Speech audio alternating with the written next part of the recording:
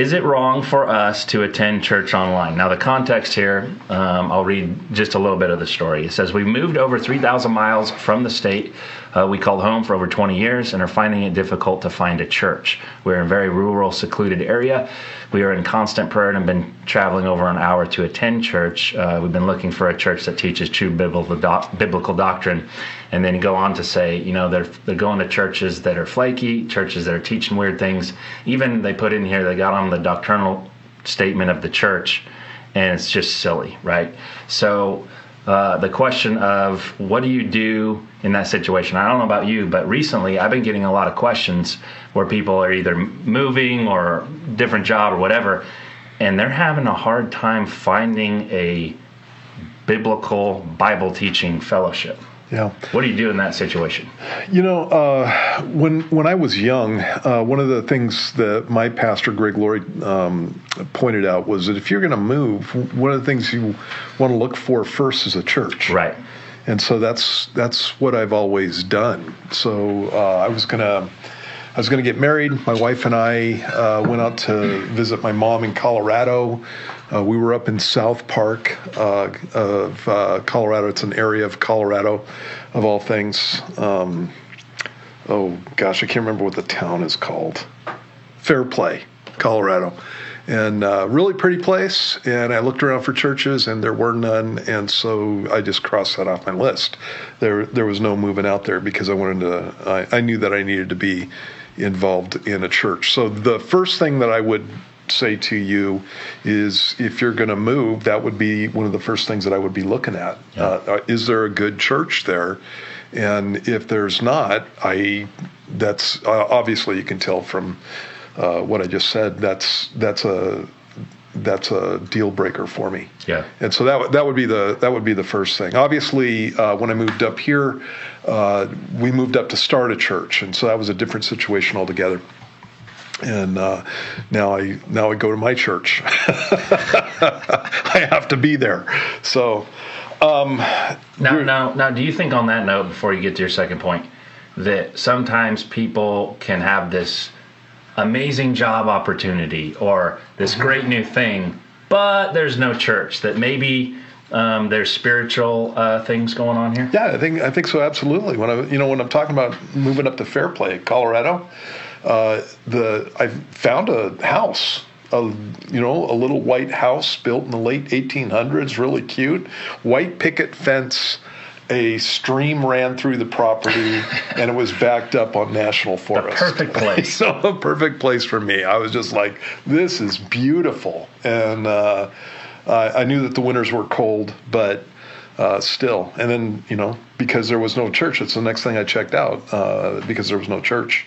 I knew what would happen to me.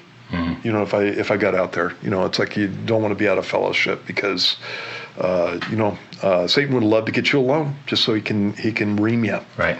And I always got taught that a Christian is like coals in a barbecue. Remember that? Coals and barbecues. Christian's like a coal in barbecue. If you keep them all together, they stay hot, and if you get one by itself, it gets cold really quick. And so that's why we need fellowship. In a situation where there's no possibility, obviously online is, it's a great opportunity for us in the situation that we're in at this point in time, but it just doesn't replace real fellowship where you're one-on-one with somebody and hanging out with them. And so if I absolutely had to be in a place like that, I would be praying for God to bring people. I might start my own Bible study and try to keep myself from getting whacked out and that kind of thing. When I left my church, which was again. It was Harvest Christian Fellowship. When I left my church and I became an assistant pastor, even then, I was, the church I was going to was biblical, but there were some issues. And I was listening to my pastor, Greg Laurie's, studies routinely to keep myself on in the right attitude. making sure that I was squared away with the Lord, because I didn't want to get off and get weird. And so I think that's a big fat deal. And so obviously for this couple, you're in that situation and you do what you need to do. And so if I wasn't getting fed at the churches I was going to, then I would be online and I'd be supplementing it and doing that kind of thing. So, hey, do you think we're transitioning maybe back to like a first century home church model because of the status of the church and the world? Like that this is a bigger eschatological picture here, or am I reading into it? Well, I think that at some point that's exactly what's going to be happening. You know, when you're reading the book of Revelation, the believers there are under persecution. You're not going to be meeting at a church building. Yeah, and or you are only once. Right. Yeah, you'll do it. You'll do it once, and they'll pick you up and take you out. And so it's going to end up being back in a situation where it's going to be like a home fellowship type of situation. That's one of the things that even in our country, you can see that persecution is coming. People hate Christians.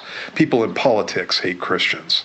And so persecution's coming, and so it's something that's always in the forefront of my mind. What would happen if it came here? What would that look like? What would we do?